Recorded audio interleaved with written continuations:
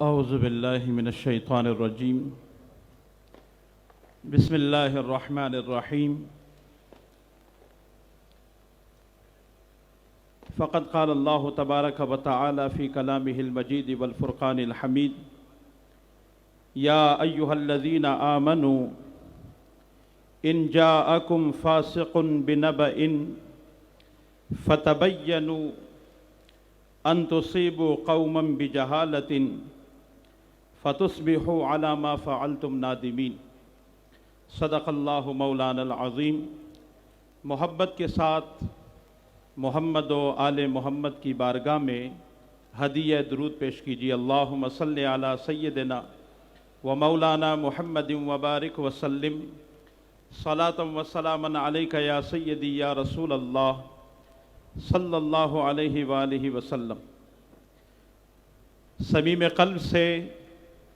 دل کی گہرائیوں سے مبارکباد پیش کرتا ہوں آپ کے اور ہمارے مخدوم و محترم جناب آیت اللہ آغا سید جواد نقوی صاحب کو اور تحریک بیداری امت مصطفیٰ کی پوری ٹیم کو، جنہوں نے امام خمینی رحمۃ اللہ تعالی علیہ کے 33ویں برسی کا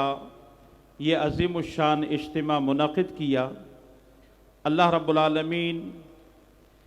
اس طرح کے اجتماعات کے انعقاد کی ہمیں توفیقات عطا فرماتا رہے۔ یہ وہ نفوس قدسیہ ہیں کہ جن کا ذکر ہم میں ایمان کی طاقت کو اور ایمان کی حلاوت اور ایمان کی مٹھاس کو بڑھا دیتا ہے۔ ایک روایت ہے، ذکر الصالحین تنزل الرحمہ، جہاں صالحین کا ذکر ہوتا ہے وہاں پر سکون و اطمینان کا نزول ہوتا ہے۔ آج آپ امام خمینی رحمۃ اللہ علیہ کے ذکر کے لیے موجود ہیں۔ آپ کی محبت، آپ کے جذبات، آپ کے احساسات بتا رہے ہیں کہ آپ امام خمینی رحمۃ اللہ علیہ کے ذکر سے ایک خاص قسم کی انرجی اور ایک قوت اور ایک طاقت محسوس کرتے ہیں۔ یہی وہ سکینہ ہے جو صالحین کے ذکر کے وقت آپ پر اترتا ہے۔ اس تعلق کو اللہ قائم رکھے۔ میں بار دیگر مبارکباد پیش کرتا ہوں اور یہاں دو چار باتیں گزارش کروں گا کہ توجہ کے ساتھ سماعت فرمائیں۔ ہم اہلیان پاکستان آدھی صدی ہم نے بھی گزار لی ہے، اور غالباً جب امام خمینی رحمۃ اللہ علیہ کا وصال ہوا ہوگا تو ہم کوئی 16-17 سال کے ہوں گے۔ آج 33 سال ان کی برسی، 33ویں برسی منائی جا رہی ہے، لیکن ان کی شخصیت کے حوالے سے، ان کے کردار کے حوالے سے، ان کے افکار اور نظریات کے حوالے سے، انقلاب اسلامی کے لیے ان کی جد و جہد کے حوالے سے جو معلومات ایک عام فرد تک کے پہنچنی چاہیے تھی، میں آپ کو سچی بات بتا رہا ہوں، وہ معلومات اہلیان پاکستان تک کے اس طرح نہیں پہنچی۔ شاید اس کی ایک بنیادی وجہ یہ تھی کہ ہمارے یہاں لوگ ایک زمانے تک کے فرقہ فرقہ کھیلتے رہے، نفرتوں کے بیج بوتے رہے، بعض آستین کے سانپ فرقہ واریت کی آگ لگا کر اپنے مفادات بٹورتے رہے، مختلف ممالک کی پروکسی کے طور پر کام کرتے رہے اور اپنے مفادات کی حویلیاں تعمیر کرتے رہے۔ یہ پہلی مرتبہ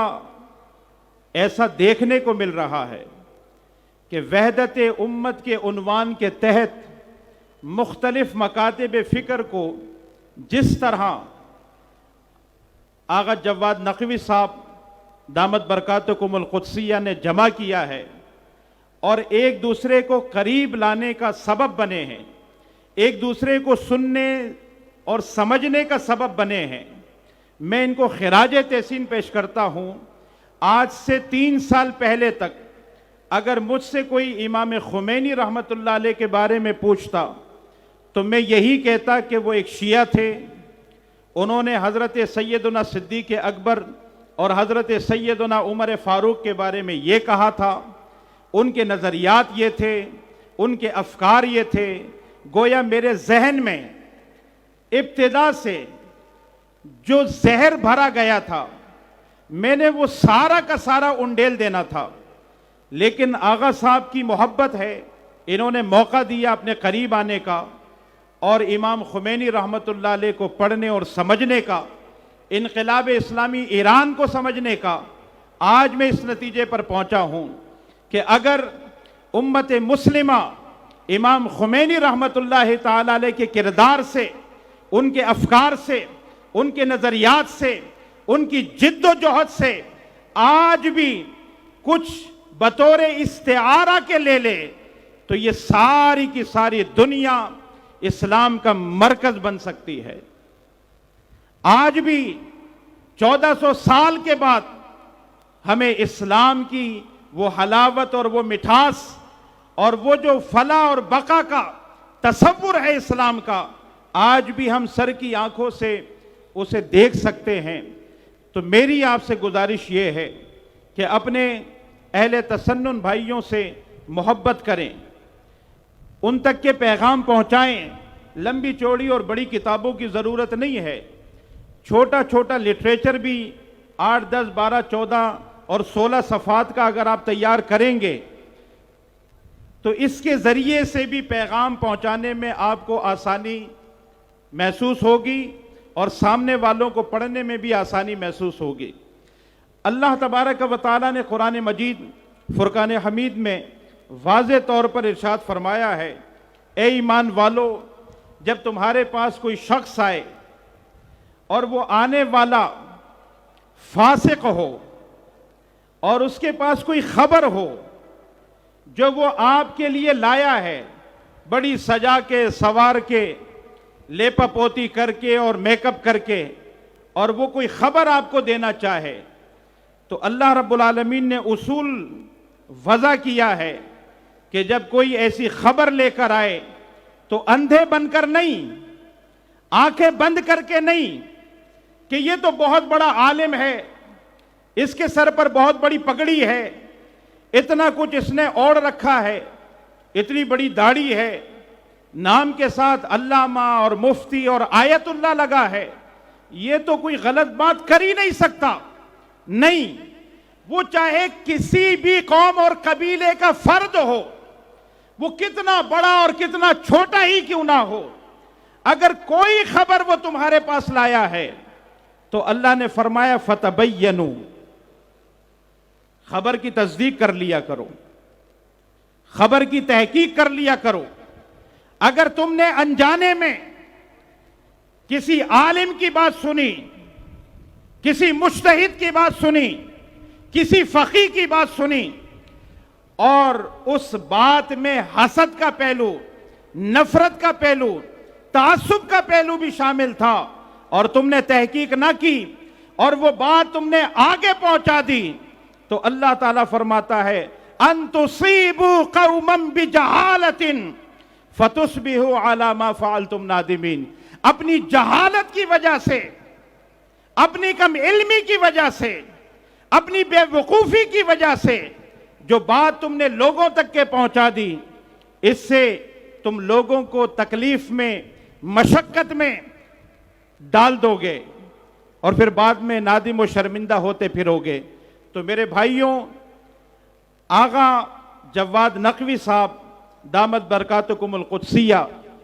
ان کی شخصیت سے جو میں نے استفادہ کیا ہے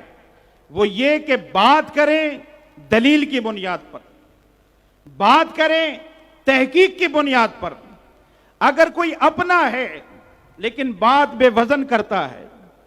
میں ان کو خراج تحسین پیش کرتا ہوں کہ جب ایک شخص نے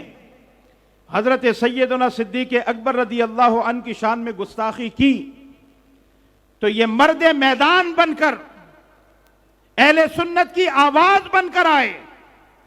اور جن لوگوں نے امت میں تفرقہ ڈالنا چاہا، نفرتوں کے بیج بونا چاہے، جبکہ تمام کے تمام مراجع تقلید کہہ چکے ہیں کہ اہل تسنن کے مقدسات کی توہین حرام ہے، اس کے باوجود اگر کوئی ایسی حرکت کرتا ہے اور یہ آواز گھر کے اندر سے آئے مخالفت میں، تو اہل تسنن میں بیٹھے ہوئے شرانگیز اور فتنہ پرور لوگ، جن کی دکانیں فتنے کی بنیاد پر چلتی ہیں، جن کی دکانیں نفرت کی بنیاد پر چلتی ہیں، وہ اپنی دکانیں سمیٹنا شروع کر دیں گے۔ یہ آوازیں اگر یہاں سے اٹھیں تو وہاں کی دکانیں بند ہو جائیں، اور اگر وہاں کوئی فتنہ پرور اور فسادی فساد کی بات کرے اور وہاں سے آوازیں اندر سے اٹھے ان کی مخالفت میں، تو دوسری طرف کی دکانیں بند ہونا شروع ہو جائیں۔ حضور شیخ الاسلام پروفیسر ڈاکٹر محمد طاہر القادری صاحب نے ایک زمانہ قبل فرمایا تھا کہ چند شرانگیز اور فتنہ پرور ذاکرین کو اور شرانگیز اور فتنہ پرور مولویوں کو اگر لٹکا دیا جائے تو امت میں امن قائم ہو جائے۔ میں اہل تسنن کو قریب لانے اور ان تک کے حقیقی اہل تشیع کے تشخص کو پہنچانے پر آغا جواد نقوی صاحب کو خراج تحسین پیش کرتا ہوں، اور میں امید کرتا ہوں کہ یہ محبت کا، یہ امن کا، یہ باہمی تعلق اور رواداری کا